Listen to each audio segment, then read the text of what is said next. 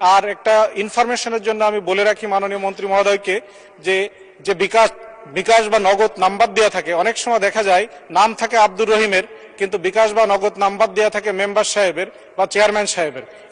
এটি অন্য প্রসঙ্গ। মাননীয় মন্ত্রী, একটা প্রশ্ন।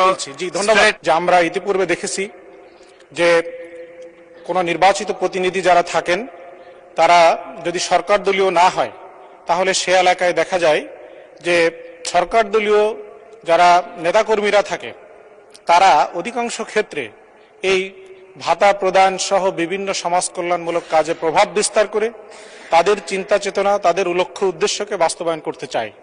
দেখা যায় জনপ্রতিনিধি, নির্বাচিত জনপ্রতিনিধি সেখানে শুধুমাত্রই একটি সিম্বলিক কায়দায় বসে থাকে।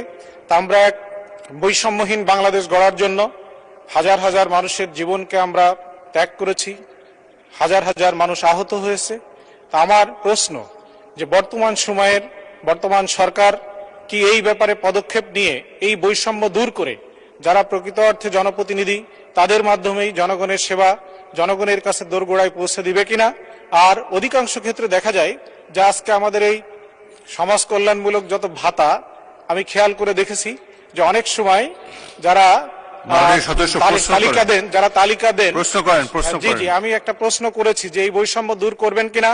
আর একটা ইনফরমেশনের জন্য আমি বলে রাখি মাননীয় মন্ত্রী মহোদয়কে যে যে বিকাশ বা নগদ নাম্বার দেওয়া থাকে, অনেক সময় দেখা যায় নাম থাকে আব্দুর রহিমের, কিন্তু বিকাশ বা নগদ নাম্বার দেওয়া থাকে মেম্বার সাহেবের বা চেয়ারম্যান সাহেবের।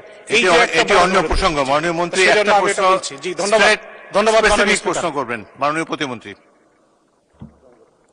ধন্যবাদ মাননীয় সংসদ সদস্য। আসলে যেসব প্রশ্নগুলো আমাদের কার্যতালিকায় থাকে না, নোটিশ দিলে ভালো হয়, পরবর্তীতে নোটিশ দেওয়ার জন্য আমি অনুরোধ জানাচ্ছি।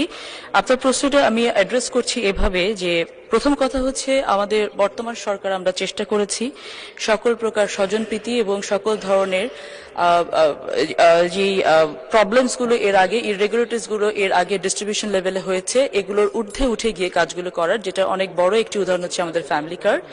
সো বিগত সময়গুলোতে আমাদের বিটার এক্সপিরিয়েন্স অনেক আছে, বিগত সময়গুলোতে আমাদের না পাওয়া অনেক আছে, কষ্ট অনেক আছে। আমরা সেখান থেকে বেরিয়ে একটি উন্নত বাংলাদেশ, সবার জন্য বাংলাদেশ গড়তে চাই।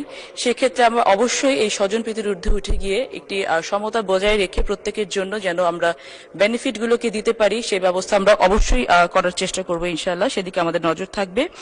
আর যেটা আপনি বলছেন যে বিভিন্ন সময়ে মোবাইল ওয়ালেটের মাধ্যমে যেই ডিস্ট্রিবিউশনগুলো হয় বেনিফিট এন্ডে, এটা খুব প্র্যাকটিক্যাল একটা প্রবলেম যে অনেক সময় অনেক মুরব্বী থাকেন, অনেক মানুষ থাকেন একদম প্রান্তিক লেভেলে যারা নিজের হয়তো মোবাইলটা অপারেট করতে পারেন না।